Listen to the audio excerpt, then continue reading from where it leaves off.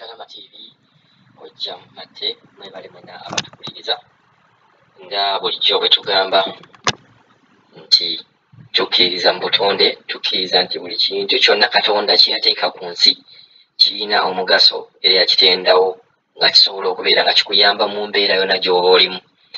Programs zino ze tukola tuzikolera abantu abakkiririza mu bintu by'obutonde. Atakkiriza mu by'obutonde oba osobola okuyitawo n'ogenda n'olaba ebirala. Olwaleero nzize n'okwogera ku ssente. Ngenda kwogera ku ssente z'osukuma e Uganda. Osobola otya okusukuma ssente e Uganda ne watabeera muntu yenna azirya? N'osukuma ssente e Uganda nga byennyini by'osukumiddeko bikole era bikozesa byennyini. Programu eno tugireese lwakuba bakadaama bangi muvuddeyo nga mukaaba nnyo ku kintu ky'ogamba nti ssente ze musukuma bazibba, bazirya, ate oluusi tezikola bintu ebyo ze mbeera muzisukumidde. Olwaleero ngenda kuwa amagezi, ngenda kuwa eddagala gy'olina okukola nga tonnasukuma ssente. Nga bw'onookola ebintu bino bye nkugambye, ssente zo ogenda kubeera nga zikolera ddala nga ogaggawala. Kansuubire tewali muntu yenna ku mmwe abampuliriza atayagala gaggawala.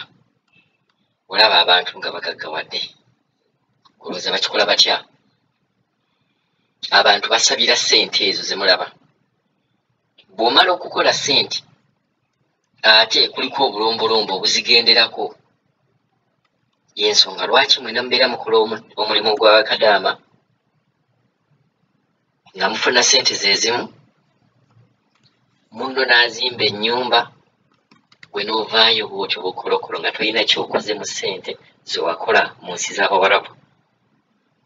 Wali ozzeeko awo n'olowooza nti lwaki gundi oyo ebintu bye bitambula, lwaki ebibyo tebitambula? Wali ozzeeko awo n'ogamba ssente zenfuna ze zimu n'eza Jamila, ze zimu n'eza Joweria, naye lwaki Joweria azimbye? Ekyo ne kituusa n'abantu okugamba nti oyo omwana yeetunda. Waliwo n'abagamba nti yeebaka ne boosi we n'amuwa ssente, tosobola kuzimba nnyumba eyo lwa butakkiriza. Buli muntu bw'oba tolina kukkiriza, buli muntu bw'oba tokola bulombolombo bugendera ku ssente, ssente zigenda kuyitamu. Ayagala wuliriza, atayagala osobola okubeera ng'ogamba ebyo tebikola. Naye mujjukire nti obuwangwa, Katonda ebintu bye yatonda n'obikozesa bulungi n'obikkiririzaamu bikolera ddala. Twebaza bakadaama abajja ne baddamu ne batuweebaza ne batubuulira n'ebizibu byabwe. Twabagambye omuntu yenna bw'oba olina ekizibu, oba olina ky'oyagala okubeera nga weebuuza, osobola okuyita ku ssimu yaffe eya WhatsApp n'obeera nga osukuma ekizibu kyo n'okitunnyonnyola. Tujja kubeera nga tujja tulabe nga tukwasaganyiza wamu. Tugenda kusooka tulabe oba twogere ku ssente zino ez'Omuwarabu. Beene olumala nkuwe eddagala, nkuwe bintu ki by'okola nga tonnasukuma ssente ezo. Buli mwezi kadaama afuna ssente. Ssente ezo bw'obeera ne boosi omulungi n'abya nga azikusasula, olumala n'ozisukuma e Uganda osobole okubeera nga weekulaakulanya, oweerezeemu abaana bo school fees n'ebintu ebirala. Ssente zino bw'oba ozifunye z'obeera wagenda okukolerera mu nsi z'Abawarabu, ze ziba zaakujja e Uganda osobole okubeera ng'ogenda naawe oyimusa obulamu bwo. Ssente zino mulimu Abawarabu abazikuwa nga basanyufu okubeera nga naye akusasudde. Nga wano e Uganda bwe kiri nti abantu bakozesa abantu, n'amuwa ssente nga muli musanyufu, nga mwe muli abo bennyini abo abasanyufu abaagala nti ssente ze nga baazikuwadde obeere ng'osobola okolamu ekintu. Ne waddewo guruupu ey'okubiri.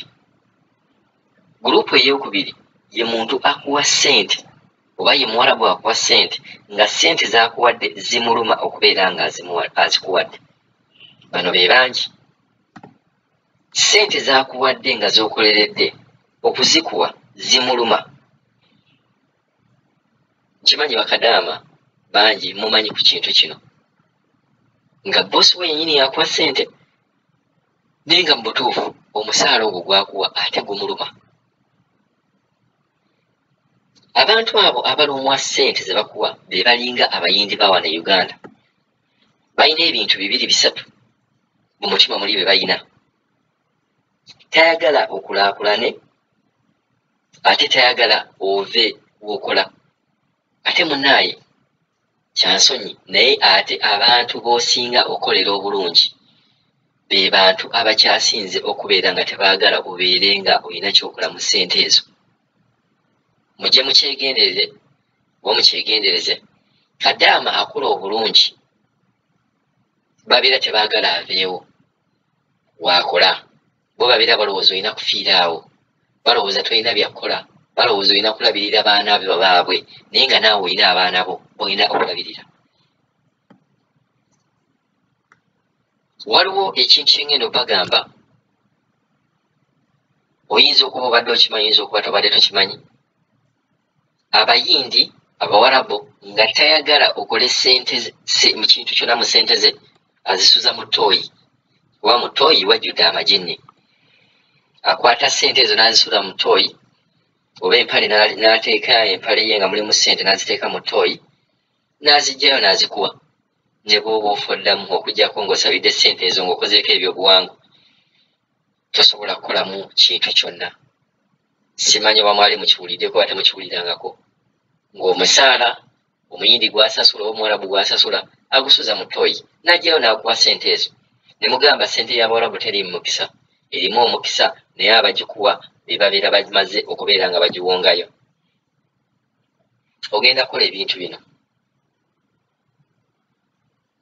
Buli lwe bakusasula ssente zo, boosi wo n'akusasula ssente, njagala owulirize nnyo. Funanga ssente ezo, funanga Herbert Sauda, amazzi ga Herbert Sauda. Waliwo ge batunda mu bucupa, gabeera malungi, osobola okufunayo akacupa ng'ako n'okeekuumisa. Oba n'ofuna obwo Herbert Sauda waliwo obwo obwa black, obusigo obwa black nabawuyita Herbert Sauda lwakuba gali gabeera processed, n'obeera tebunabeera processed. Amazzi ago n'ofuna ssente ezo, zitwale oziteeke mu lugoye lwo lwonna, oba blouse oba sikaati oba saati oba mpale, oziteekeko zonna ng'ozanjadde. Bw'omala okuzanjala, ddira engalo zo ozinnyike mu mazzi ga Herbert Sauda oba mw'otabudde gloves obwo, ogamaase. Nyikamu engalo ogamaase ku ssente ezo. Toyiwaako mangi nnyo, naye nga bw'onoogamba nti omansizza obuzzi ku ssente ezo. Era ozikyuse omaase obuzzi, tozitobya wabula just buzzi obwo. Ogambe ebigambo bino nti Katonda, nsaba ssente zino nga bye bazinsasulidde nazikolerera, era nsaba ekizibu kyonna ekizibaddemu kiziveeko, nfunemu birungi byokka, ne bwe nzisukuma e Uganda zibeere nga zikola emirimu gye ŋŋambye. N'omuntu gwe nsukumidde omuggyemu ensaalwa n'obukumpanya obusobola okubeera nga butwala ssente zange ze neetuuyanidde. Ssente ziveeko, sukuma ssente Uganda. Ssente zo zigenda kulama, ogenda kulaakulana. Bw'osukumidde tagenda wadde n'omulundi ogumu okulowooza okuziggyako. Musabire nga ssente zammwe nga temunnazizza Uganda. Yenjawulo lwaki Kadaama afuna emitwalo 9 naawe ofuna 9, akulaakulanye tukulaakulanye. Kojja Mate tujja kubeera nga tuddamu. Waliwo session endala ze tugenda okubeera nga twogerako, naye mwegenderezenga ssente ze bakuwadde mbagambye mulimu abantu babika bibiri, azikwagaliza okulaakulane n'azitakwagaliza nga zimuluma nga tayagala okulaakulane.